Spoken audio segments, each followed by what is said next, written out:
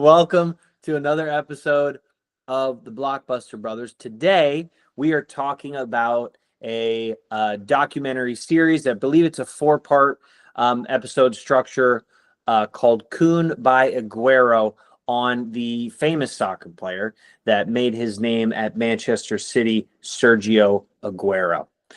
Brian, did you check it out?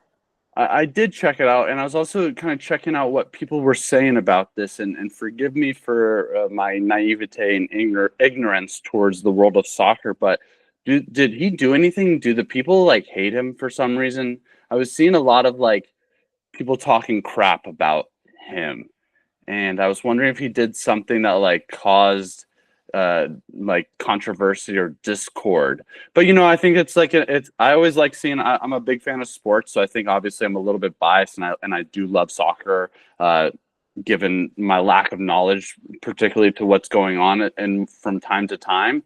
But I always love seeing kind of the inside access to this. So I thought that this was a cool angle. It's always kind of interesting when you feel like the person whose documentary is about is like the storyteller as well, because I almost feel like it's a little bit of that Michael Jordan Last Dance thing where they've got a little bit too much control of the narrative. So you're like, am I really getting the honest depiction of them? And I was a little bit worried about that through this, because Hulu hasn't always been the best at doing these documentary series. I know they did the Tyson series without even asking Mike Tyson to do it. So their sports documentary space is a little cloudy. So it's going to take a little bit of time for them to rebuild that trust, I think. But what Yeah, did you think, Steve? well, yeah, and to your point, so The Last Dance was good because it was relatively well done and it was about Michael freaking Jordan. Okay. But what has seemed to come from that success of that documentary series is the complete disregard for any chronological order. And that drives me insane. Within the first pilot of this show, we went back and forth probably 10 times, maybe more. And I just feel like unless you feel like you're going to tell this story better by jumping back and forth, why wouldn't you just keep it as a chronological order? At some point in the first 15 minutes, they talk about there being massive floods in Argentina the day that Sergio was being born, and they had to go to the hospital through this van and stuff. And you're like, why wouldn't you just start with that? Like, why wouldn't you just keep this chronological order? So they hopped going from childhood to the first game for Manchester City. What?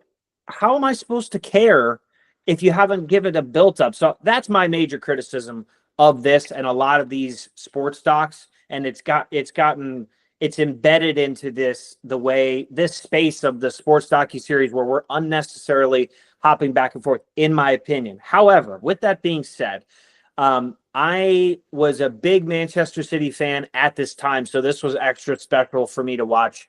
And it was pretty well done. I thought they did some interesting staged B-roll segments where they basically put him in a room with complete darkness other than the items that they want to address. So he had a heart issue, and they have like a scene with him walking into this room, and there's just like a hospital bed, and he like gets in it. And then there's a time where he got really scared up in the air in an airplane, and so they blacked out the whole room and just had him sitting in this airplane seat. And I thought that was creatively kind of cool.